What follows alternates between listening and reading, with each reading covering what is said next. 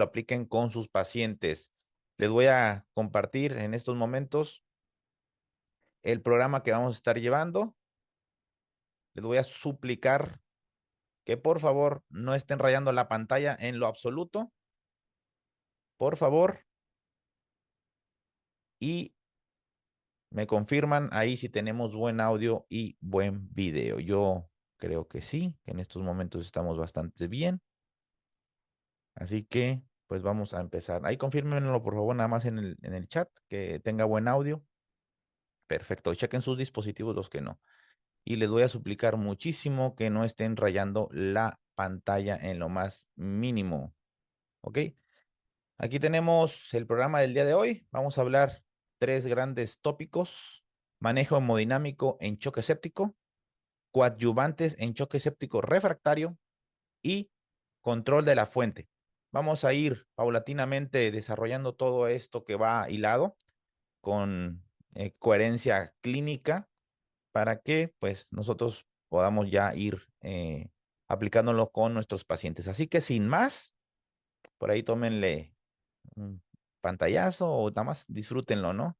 No se preocupen mucho, aquí vamos a estar con ustedes siempre interactuando. Entonces, vamos a empezar en estos momentos con la primera charla, que es a cargo de la doctora Marian, la famosísima alumna favorita del maestro Orlando, para que hablemos acerca de vasopresores en sepsis. Sin más, les dejo la primera charla y aquí está nuestra facilitadora, nuestra docente, nuestra ponente, para que esté resolviendo dudas en tiempo real. Así que vámonos. Hola, buenos días. Soy la doctora María Elizabeth Finder Puente. Para mí es un gusto estar aquí con ustedes. Vamos a platicar sobre vasopresores el día de hoy. Empezando por esta pregunta, en choque séptico, ¿en qué momento ustedes inician el vasopresor? Yo ya detecté que mi paciente está hipoperfundido, tiene una infección sospechada o demostrada, está hipotenso. ¿En qué momento inicio el vasopresor? Bueno, la respuesta correcta es inmediatamente. Debemos de iniciar el vasopresor inmediatamente. ¿Qué es un vasopresor? Es un agente que va a inducir vasoconstricción, aumenta el tono vascular y va a elevar la presión arterial media. Su objetivo es restablecer la presión arterial, el gasto cardíaco, la perfusión tisular y la oxigenación. Va a haber ciertos receptores. La mayoría de los fármacos vasoactivos tradicionales, principalmente los adrenérgicos, tienen tanto propiedades vasopresoras e inotrópicos. Esto es porque son selectivos de algún receptor. Ahorita vamos a ver de cada uno. Los receptores alfa 1 inducen vasoconstricción, beta 1 inotropismo y beta 2 vasodilatación. Algunos otros tienen una vasoconstricción sistémica como la vasopresina, la terlipersina, la celepresina, la angiotensina 2. En esta tablita que de hecho yo realicé, tenemos un resumen de todos los vasopresores que existen y sus dosis. Entonces, de manera de resumen, ahorita vamos a ver cada una específicamente. Les puedo comentar, la norepinefrina tiene una dosis que abarca desde 0.025 a 3.3 microgramos kilo minuto. Su mecanismo de acción es alfa, es un agonista del receptor alfa 1, también es un agonista del receptor beta 1 y beta 2 con un efecto leve. ¿Cuáles son los efectos adversos que pudiera llegar a tener? Son muy raros, estamos hablando de dosis muy altas, las cuales van a estar asociados a esto. Son hipoperfusión intestinal, renal, bradicardia y taquiarritmias. Como comentario, es el vasopresor de elección y se ha asociado a su inicio temprano a menor mortalidad en los pacientes. De ahí tenemos vasopresina. La dosis va de 0.01 a 0.04 unidades minuto. ¿Y cuál es su mecanismo de acción? Es un agonista de los receptores B1A, B1.2 y B1B. Como eventos adversos igual a unas dosis muy elevadas, podemos tener hipoperfusión esplénica, intestinal, hepática, trombocitopenia. Esto obviamente es mucho más raro, hiponatremia. Va a ser el segundo vasopresor de elección. También está en tratamiento de vasoplegia. Y algo muy importante es que su infusión debe ser detenida después de haber retirado norepinefrina. Entonces, cuando tengamos dos vasopresores, que es nore y vaso, ¿cuál vamos a retirar? Primero, norepinefrina, se va a quedar vaso y al final vamos a destetar de todos los vasopresores suspendiendo la vasopresina. Epinefrina de 0,01 a 2 microgramos kilo minuto. Su mecanismo de acción es un agonista no selectivo de los receptores alfa 1 y beta 1 y beta 2. Puede provocar taquiarritmias, hiperglucemia, isquemia esplánica y hiperlactatemia. En dado caso de que no tuviéramos acceso a vasopresina, se puede ocupar epinefrina, pero tiene una alta incidencia de taquiarritmias. Dopamina en desuso totalmente. Estamos hablando de una dosis de 2 a 20 microgramos kilo minuto. Es una dosis dependiente. Dependiendo de su dosis, vamos a ver los efectos que se van a provocar en cada receptor. Tenemos alfa 1, beta 2, receptores D1 y D2. Provoca taquiarritmias, isquemia periférica, isquemia esplácnica y un retraso en el vaciamiento gástrico. Está en desuso por la alta incidencia de taquiarritmia. Ahorita vamos a ver la evidencia de esto. Y de ahí tenemos terlipresina, dosis de 1,3 a 5,2 microgramos minuto. Es un análogo sintético de la arginina vasopresina. Tiene una alta selectividad por los receptores B1A, B1B y como efecto adverso vasoconstricción periférica, isquemia mesentérica, bradiarritmia. Tiene un poco de mayores de los efectos adversos que ya habíamos platicado de vasopresina, puede tener una mayor incidencia, pero como comentario puede ser de gran uso en pacientes cirróticos.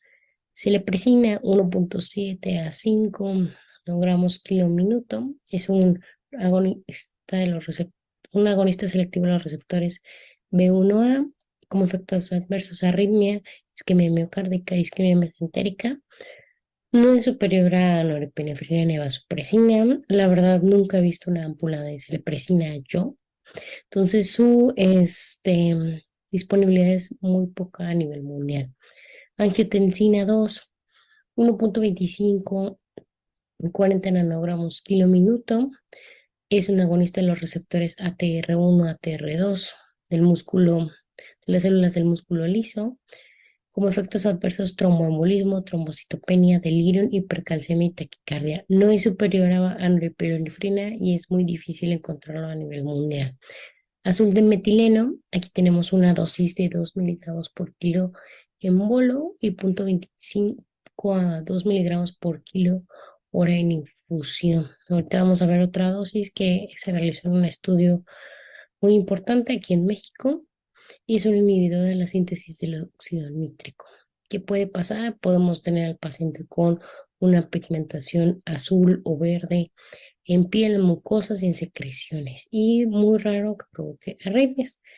Está contraindicado en pacientes con enfermedad renal que no tengan una tasa terminal, que no tengan una tasa de un tratamiento de sustitución renal, de función renal. Y empezando con los apartados, un poquito más enfocado a cada uno, vamos a empezar con norepinefrina.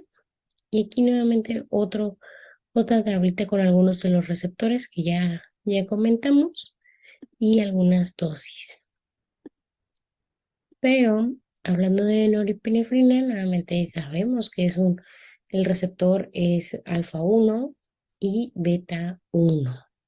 Aumentar la presión arterial media, puede mantener la frecuencia cardíaca o disminuirla un poco y pues continúa aumentando el gasto cardíaco. Sobre la norepinefrina, en que vemos en la pantalla vemos un diagrama de un terminal axonal noradrenérgico que muestra la liberación y recaptación de norepinefrina. La norepinefrina se sintetiza a partir de tirosina. Les pongo el puntero. A partir de tirosina a través de hidroxilación para formar dihidroxifenilanina, DOPA, y con la descarbolización para formar dopamina e hidrolización para formar norepinefrina como tal. Y ya que se forma norepinefrina, va a estar almacenado en vesículas. Como resultado de un estímulo apropiado, la norepinefrina se libera en la hendidura sináptica y la hendidura sináptica que vemos aquí en pantalla, después de que se libera la norepinefrina, va a activar los receptores adrenérgicos localizados en la membrana posináptica, que es la que está en verde. Entonces aquí tenemos estos cuadritos que son los receptores alfa 1, beta 1, beta 2. Y también vamos a tener también la membrana presináptica alfa 2 y beta 2.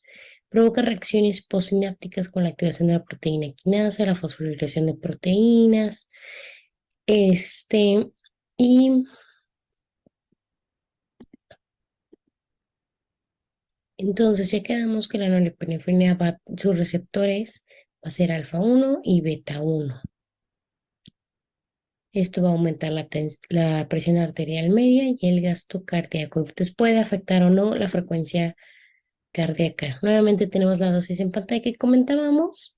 Es un agonista del receptor alfa 1, agonista leve del receptor beta 1 y beta 2, los efectos adversos que ya mencionamos, hipoperfusión intestinal, renal, bradicardia, taquiarritmias, es el vasor de primera elección y se recomienda de inicio temprano. Su metabolismo es por la vía monoxidasa y catecolamino metiltransferasa. Su excreción es por orina en un 84 a 96% como metabolitos inactivos. Su vida media va de 3 minutos.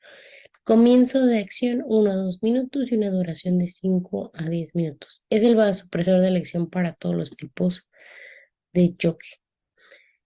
Algo importante, norepinefrina realmente existe una dosis máxima. A veces yo sé que existen los memes donde está el paciente totalmente hipoperfundido, donde tiene norepinefrina a 200 mililitros por hora.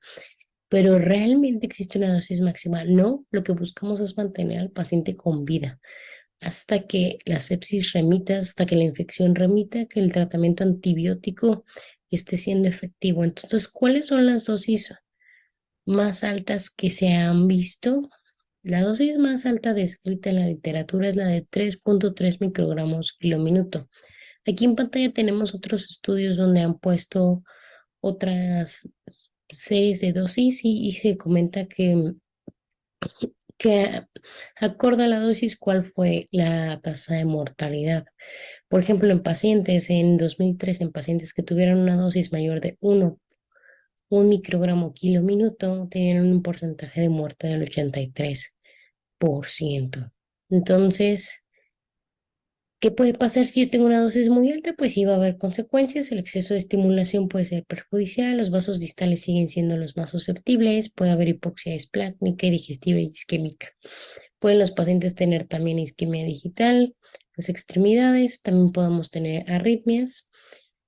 Y por cada aumento de 10 microgramos minuto en una dosis de norepinefrina, el riesgo de mortalidad hospitalaria aumenta en un 20%. Pero si tú estás con un paciente crítico, séptico y consideras, pues estás en esta lucha, ¿no? De salvarle la vida al paciente, no, norepinefrina no tiene una dosis máxima, no, no hay un momento de dónde detenerse, el momento de dónde detenerse es en las metas. Si yo ya alcancé mi meta de perfusión, puedo detenerme y puedo valorar ir disminuyendo la dosis, pero si todavía no llego a esa meta de 65, de PAM, debo de continuar aumentando la norepinefrina, ya que no hay una dosis máxima. Nadie puede decir que estás pasado de dosis hasta ese momento. Tenemos aquí un cuadro que señala todos los estudios randomizados o todos los ensayos clínicos que ha habido sobre vasopresores en choque séptico. Tenemos un estudio que es el Sepsis AC de celeprezina, ahorita lo vamos a ver. Tenemos el BAST de norepinefrina, también lo vamos a ver. El estudio Vanish, que compara norepinefrina versus vasopresina. Tenemos el SWAP, que compara nore con dopamina. El ATOS-3, angiotensina 2 con placebo. El CAD epinefrina con norepinefrina y CADS epinefrina versus norepinefrina con dobutamina. Del sepsis A, ¿qué podemos comentar?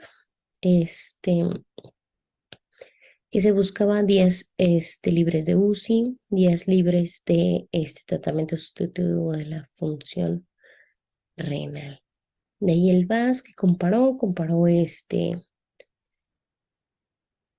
terapia de reemplazo renal. También tenemos el Vanish que comparó días libres de falla orgánica, de duración de terapia intensiva de hospital. El SWOG compararon, si se dan cuenta, la mayoría de los outcomes secundarios hablan sobre terapias de reemplazo renal, sobre días de estancia hospitalaria, sobre días de ventilación mecánica. Pero la mayoría de los estudios siempre compara mortalidad. Entonces, ahorita vamos a ver de qué trata cada uno. La epinefrina es más útil como inotrópico en pacientes hipotensos y libres de isquemia miocárdica, sobre todo en aquellos con cirugía cardíaca.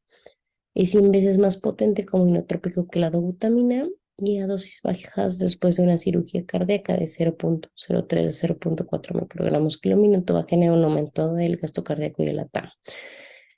¿Qué receptores intervienen o cuáles son los receptores de la epinefrina? Alfa 1, beta 1 y beta 2.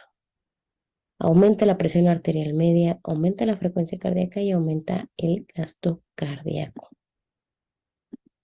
Aquí tenemos nuevamente su dosis por si quieren tomarle captura. Es un agonista no selectivo de alfa 1, beta 1 y beta 2. Puede provocar taquiarritmias. Y su metabolismo es hepático. Puede estar es metabolizada por la monoaminoxidasa, la catecolamino metiltransferasa y su excreción es por orina como metabolitos inactivos. Tiene una vida media de 2 minutos y su comienzo es de 1 a 2 minutos con una duración de 2 a 10 minutos. Ese es el estudio CATS. En este comparado norepinefrina más dobutamina versus epinefrina sola para el manejo de choque séptico. Al final, aleatorizaron a 330 pacientes. De estos dividieron 161 en epinefrina y 166 con norepinefrina.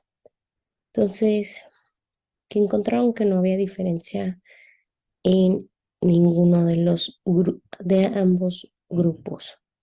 De ahí tenemos otra comparativa, comparan epinefrina versus norepinefrina en pacientes críticos.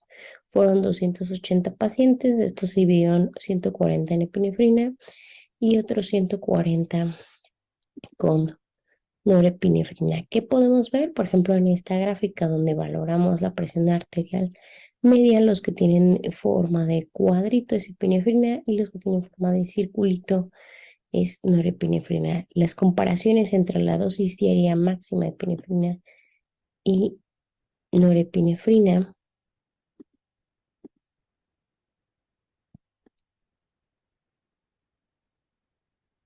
y el efecto sobre la presión arterial media durante las 16 horas iniciales, de 1 a 16 horas, y los 7 días iniciales, día 1 hasta el día 7 del periodo de infusión.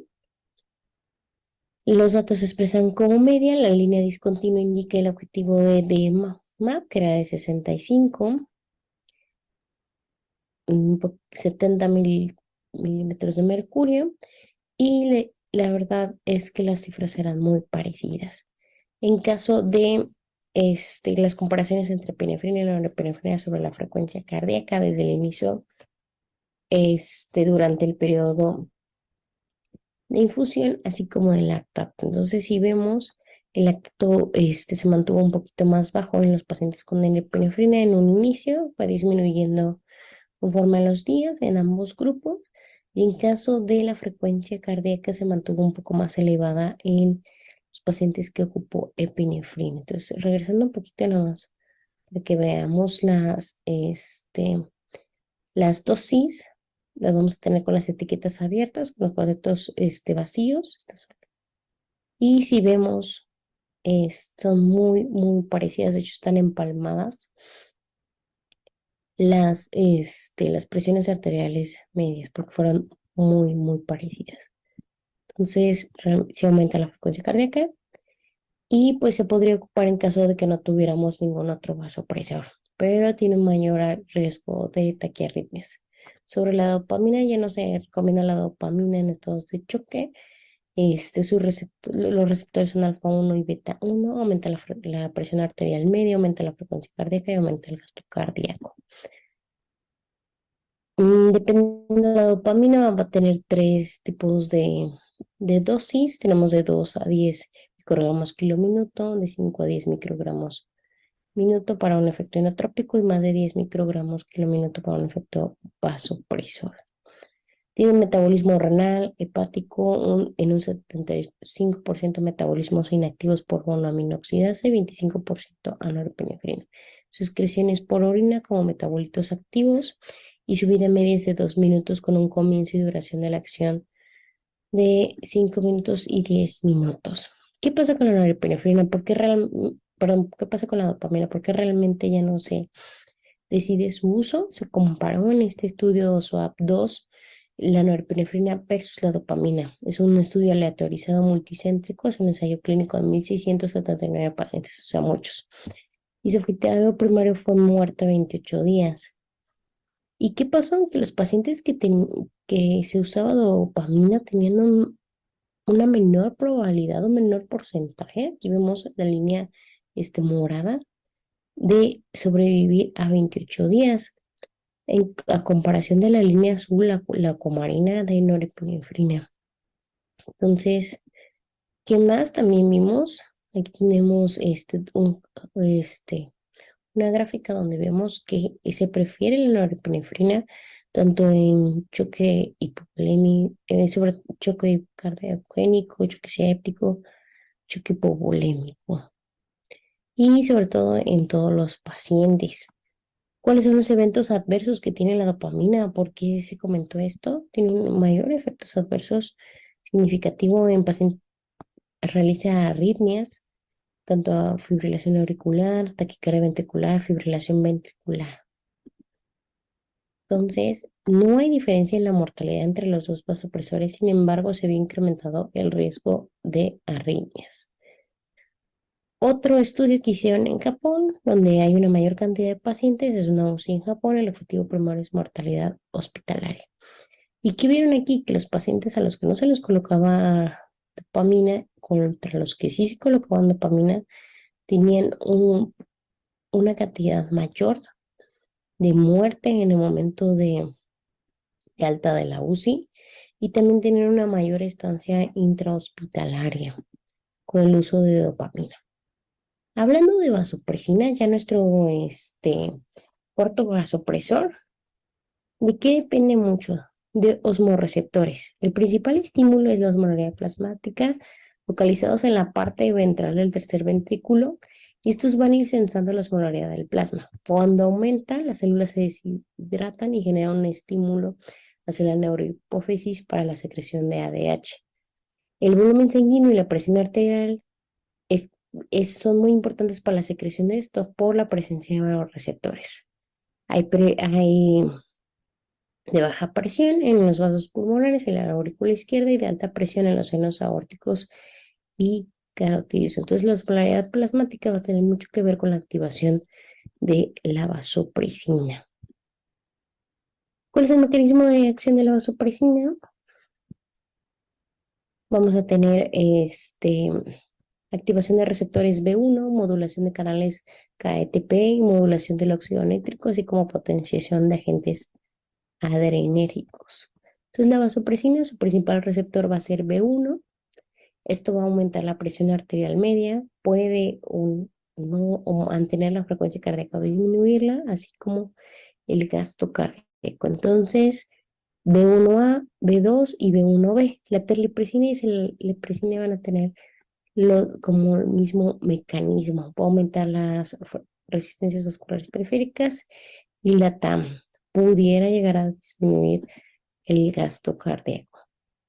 Aquí tenemos nuevamente las dosis de las tres presinas y los receptores, como ven, son los mismos, nada más en menor o mayor cantidad. Y la vasopresina va a ser nuestro vasopresor de segunda elección. ¿Cuándo lo vamos a ocupar? Cuando tengamos norepinefrina, la dosis de norepinefrina ya en 0,2 microgramos kilo minuto. Ahí ya anexamos el tratamiento vasopresina. Tiene un metabolismo hepático renal, una excreción renal del 5 al 15%, una vida media de 10 a 20 minutos y su inicio de acción es inmediato con una duración de 10 minutos. Pero ¿cuál será mejor? ¿Será mejor la norepinefrina o la vasopresina? Este es el estudio VAST. En este ensayo multicéntrico aleatorizado y doble ciego de 778 pacientes que tuvieran choque séptico, vamos a ver qué era mejor, la vasopresina o este, la norepinefrina. Si se dan cuenta en esta gráfica de Kaplan-Meier, vemos una P de 0.27 al día 28 y tenemos otra P de 0.10 al día 90. Entonces, ¿qué significa esto? Que esto no hay diferencia en mortalidad o en supervivencia, ¿ok? Pero que si tenemos que no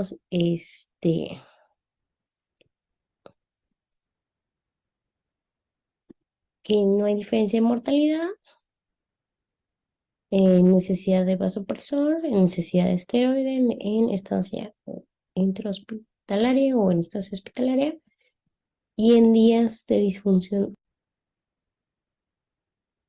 Otro estudio importante, el estudio Vanish, y la pregunta es, ¿el uso temprano de vasopresina reduce el riesgo de insuficiencia renal en pacientes con choque séptico en comparación con la norepinefrina?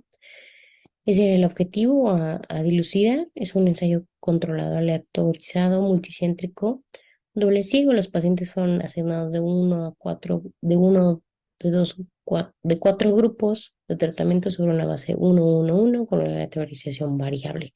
Fueron 18 UCIs de Reino Unido del 2013 al 2015 y en total fueron 409 pacientes. De esto, el número de sobrevivientes que nunca desarrollaron insuficiencia renal fue de 94 de 165 pacientes, o sea, 55 de pacientes en el grupo de vasopresina y 93 de 157 pacientes con un porcentaje de 59.2 en el grupo de norepinefrina. La conclusión es que el uso temprano de vasopresina en comparación con norepinefrina no mejoró el número de días libres de insuficiencia renal. Aquí tenemos un esquema un poco más sintetizado de cómo realizaron estos cuatro grupos. Entonces, en total, teníamos en un grupo 80 pacientes que estaban recibiendo la droga 2, en otro grupo 89 pacientes recibiendo nuevamente otro tipo de open label hidrocortisona, en otro teníamos vasopresina, en otro teníamos también vasopresina hidrocortisona. ¿Qué más podemos ver de este trabajo? Es que vamos a tener la presión arterial media más baja que tuvieron estos pacientes con vasopresina y norepinefrina y los días desde la aleatorización. La verdad es que la PAMA en todos los grupos de tratamiento fue similar al inicio y durante los primeros 7 días. No hubo diferencias significativas en la distribución de los días de insuficiencia renal, que son las próximas gráficas que estamos viendo. Tenemos vasopresina y hidrocortisona, vasopresina más placebo, norepinefrina más hidrocortisona y norepinefrina más placebo. Entonces, en estos cuatro grupos no hubo diferencia significativa en la distribución de los días libres de insuficiencia renal y el número de supervivientes que nunca desarrollaron insuficiencia renal fue de 94, lo que ya comentamos 57% y 59% en el grupo de noripinefrina. ¿Qué más tenemos por acá? Tenemos los niveles de creatinina, la más alta, y también tenemos el gasto urinario por 24 horas. Entonces, los niveles séricos de creatinina fueron más bajos y la producción de orina ligeramente mayor durante los primeros 7 días en el grupo de vasopresina, en comparación con el grupo de norepinefrina. Y la tasa de uso de terapia de reemplazo renal fue del 25% en el grupo de vasopresina y del 35% en el grupo de norepinefrina. El Sepsis Act, para hablar de celepresina versus placebo, vamos a encontrar que no es superior a la norepinefrina. No hay diferencia significativa. Ahí tenemos a la angiotensina. Tenemos el hígado, tenemos el angiotensinógeno, se convierte en angiotensina. Y esta angiotensina, al interactuar con la renina que está en el riñón, se vuelve angiotensina Dos, este también puede estar en el endotelio endotelio pulmonar y endotelio renal, que en donde más podemos ver la interacción con la angiotensina en la glándula pituitaria, provoca vasoconstricción arterial, incrementa la presión arterial, obviamente. También tiene efectos en la glándula adrenal, una secreción de aldosterona, también en la reabsorción tubular de sodio y de cloro y excreción de potasio, así como de agua, y tiene actividad simpática. La angiotensina, ¿qué receptores es donde sus receptores es ATR1 y ATR2? Esto va a ser en las células musculares lisas vasculares. Su dosis va de 5 a 200 nanogramos kilo minuto en las primeras 3 horas, 1.25-40 nanogramos kilo minuto. Y los efectos adversos, episodios tromboembólicos, trombocitopenia, delirium, hiperglucemia y taquicardia. No es superior a la norepinefrina. ¿Cuál es el estudio que realiza esta comparativa? Es el ATOS-3. El objetivo era la efectividad de la angiotensina para el tratamiento de los pacientes con choque circulatorio. Fue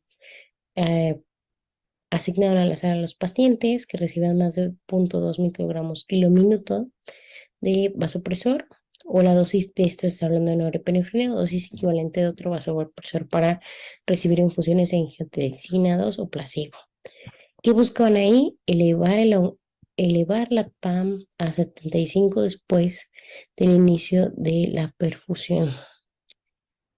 ¿Cuáles fueron las conclusiones? En total fueron 321 pacientes, 163 recibieron angiotensina 2, 158 recibieron placebo.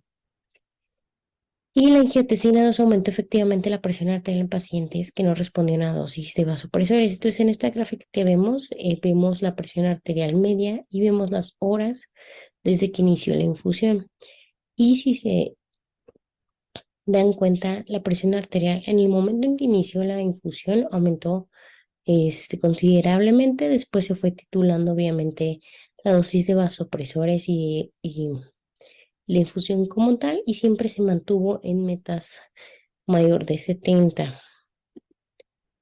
A comparación de placebo, que no tuvo una, un aumento abrupto y se mantuvo también en metas, pero no tuvo una cifra de tensión arterial tan alta, o más bien no tan alta como la de la angiotensina 2.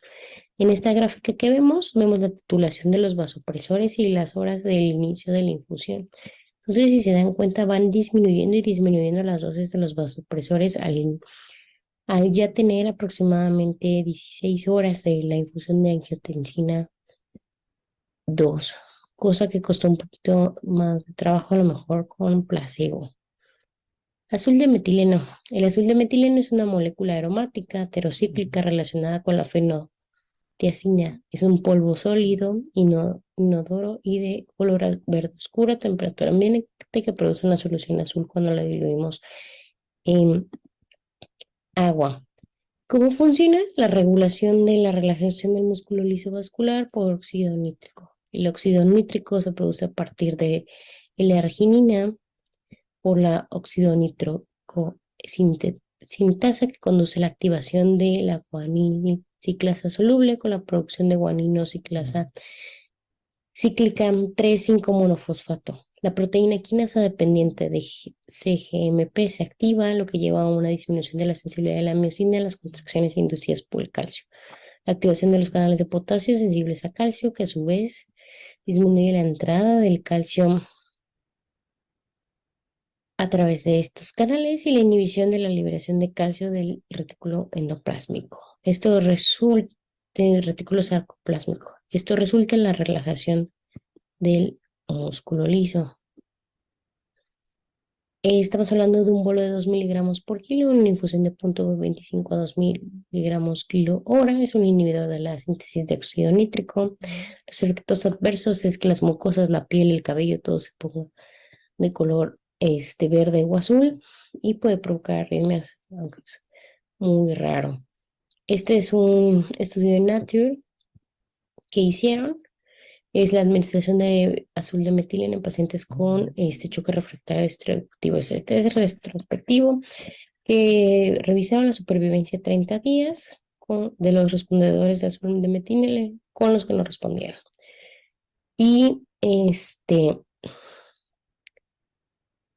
que encontraron aquí que eso aparentemente pudieran la presión arterial. Tenemos varias gráficas, tenemos la supervivencia acumulada en días, tanto de no respondedores a azul de metileno, que sí se veía cortada, y los respondedores a azul de metileno. Entonces sí tenían una supervivencia un poco más alta los respondedores de azul de metileno, pero es un estudio retrospectivo.